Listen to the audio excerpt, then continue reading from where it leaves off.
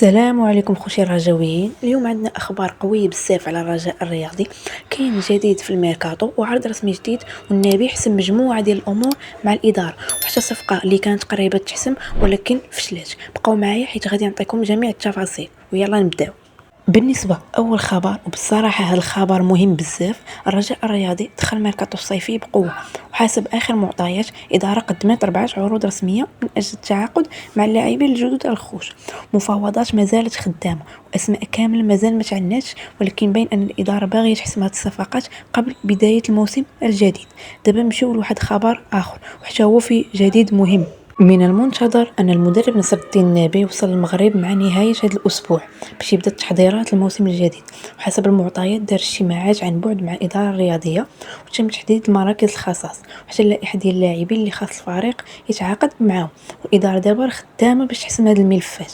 أما الخبر اللي غادي نهضروا عليه دابا فهو كيأكد واحد الحاجة اللي سبق وهضرت عليها، فقلت لكم في الفيديو اللي فات أن الرجاء مهتم بيونس التحماني، واليوم كاين تطور جديد بحيث إن إدارة الرجاء قدمت عرض رسمي اتحاد توارق من اجل التعاقد مع هذا اللاعب، ودابا غادي نشوفوا واش المفاوضات غتوصل لاتفاق نهائي ولا لا.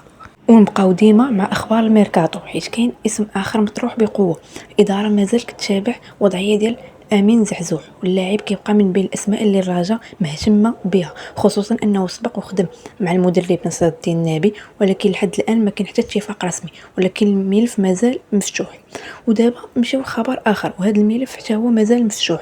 كوكب مراكشي رفض العرض الرسمي اللي تقدم به الرجاء من اجل المدافع اسماعيل العلمي، ودابا باقي ما معروفش واش الرجاء غادي يرجع بعرض جديد ولا غادي يتجه لخيار اخر. اما هذا الخبر فكان قريب بزاف يتحسم. الرجاء كان قريب يتعاقد مع عادل الخلوفي لاعب اتحاد ليعقوب المنصور. اللاعب اعطى الموافقه ديالو، ولكن الجانب المادي خلى المفاوضات توقف، والاداره مازال كتقلب على حل باش تكمل هذه الصفقه.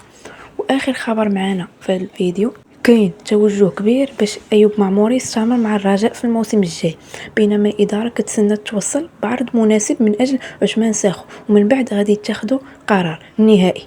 اش بان لكم الخوج؟ وهذا الشيء هو اخر ما كاين لحد الان. الا خرج اي جديد على الرجاء غادي تلقاوه مباشره هنا في القناه، وخليوا لي في التعليقات شنو هو الخبر اللي شد انتباهكم اكثر. واذا عجبكم الفيديو ديروا لايك واشتركوا في القناه، ونتلاقاو ان شاء الله في فيديو جديد. ديما رجاء.